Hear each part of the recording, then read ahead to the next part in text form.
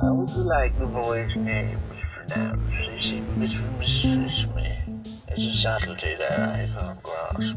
And also the owl's name is wonderful, but I don't have a noise for it in my head. It's not an owl.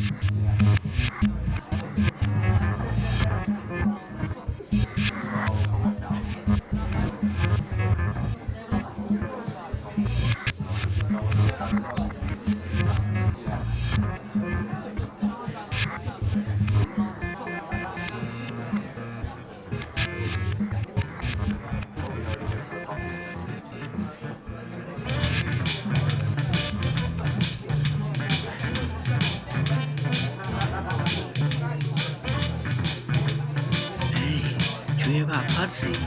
No, what happened? Well, apparently he got taken for a ride last week. No way. Yeah, they took him out to Stucco Point, gave him a proper basting. Oh no. I know, he's come back half a man. I should go see him. What? Hold on. What do you mean, half a man? Well, you know, one eye, one ear, one arm, one leg. They've turned him into a womble. Oh no. Wait, what happened to the other half? Well, GV saw him down the boozer on Wednesday night. Turns out, he's got a job in insurance. What?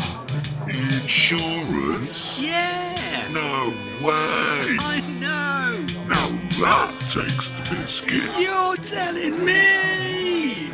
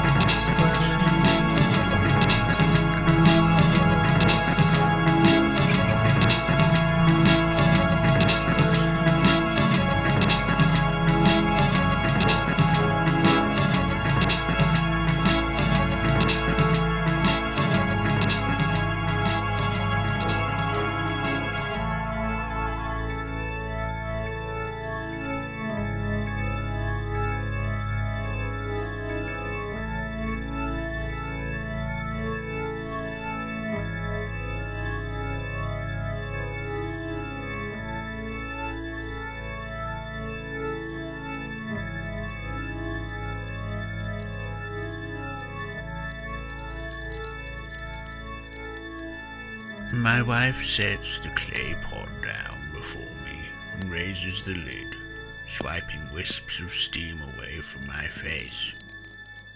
"What's this?" I bellow. "Maybe it's stew," she says. I inhale sharply, raising my eyebrows, and set my gaze upon my two sons, their pallid faces beturning a mixture of fear and expectation. "Rabbits chew?" I remark quizzically, keeping my sight fixed firmly on the plain faces staring back at me, blank as the bowls before them. "Then pray tell, wife, believest thou that which be chewed by hare ought befit the mouth of man?"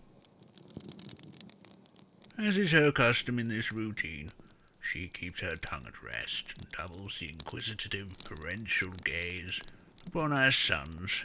Ralphie is 4, and Ralph will be 2 in 4 weeks. Neither of them yet understand the key pun in this charade that would afford the latter the quality of light-hearted merriment before supper.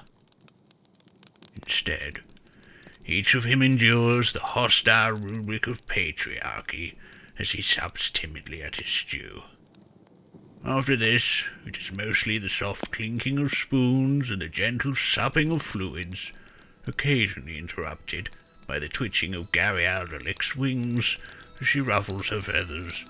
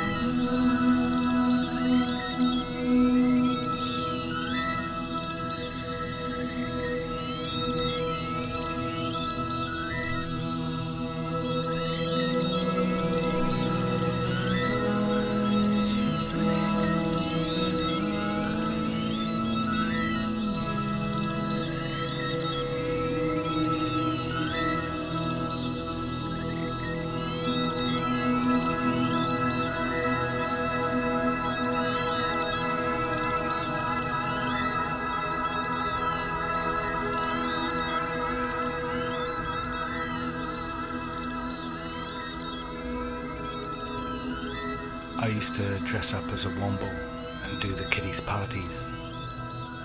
Sometimes I'd even get a fee if I was booked by the parents.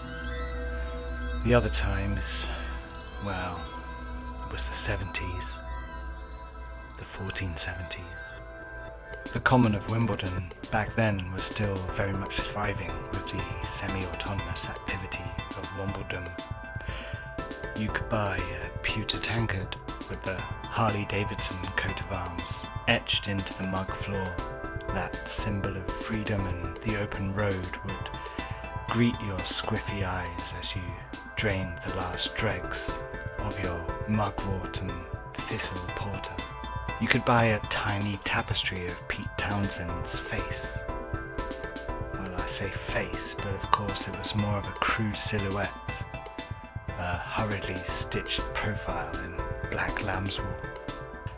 But you had to hand it to them. The Wombles of Wimbledon Common in the late 15th century were an industrious lot, especially by today's standards. You could buy a hairnet woven by a genuine courtesy spider, and they would have it done for you there on the spot. The spider would ostentatiously devenimize its fangs, you'd sign a disclaimer, and it would start to weave a lattice over your actual head as you sat on the stump of a willow and replatted the leather straps of your axe handle. You could buy replacement billiard tables, weird wooden mushroom things carved from the soft trunk of a local elm. You could buy a pair of gardening gloves with the traitor Flavian Titchmarsh's severed hands still inside, keeping their form. Nobody really believed they were the genuine traitor's hands, because every third gardening store had a pair, but shoppers were prepared to entertain the fantasy, especially considering what that bastard had done.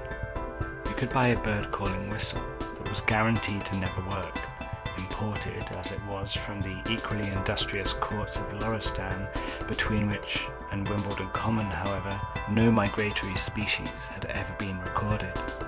You could buy a first edition of Lord Saxe's seminal work, What Am a Woman?, bound in the reconstituted scrotal tissue of the Sumatran rhinoceros. But you have to realise that the Wombles of the 15th century were fairly respected, and though not quite socially integrated, they were, largely due to the dainty class's appetite for folkish handicrafts, nobly tolerated. As long as they continued to pay their special levy to the Crown, their weekly fee to the Borough of Wimbledon's Parks and Open Spaces Commission, and forfeit any aspirations they might have of owning any property whatsoever, other than their wretched and filthy subterranean stench holes. The point is, wombling up for the kiddies' party scene in the 1470s was a dignified endeavour. When you went into the room, the kiddies' faces would light up. They'd almost be immobilised with reverence. Whether you'd come as Bungo, Orinoco, or Great Uncle Bulgaria. These days, you'd be lucky if a kiddie even knew what a womble was.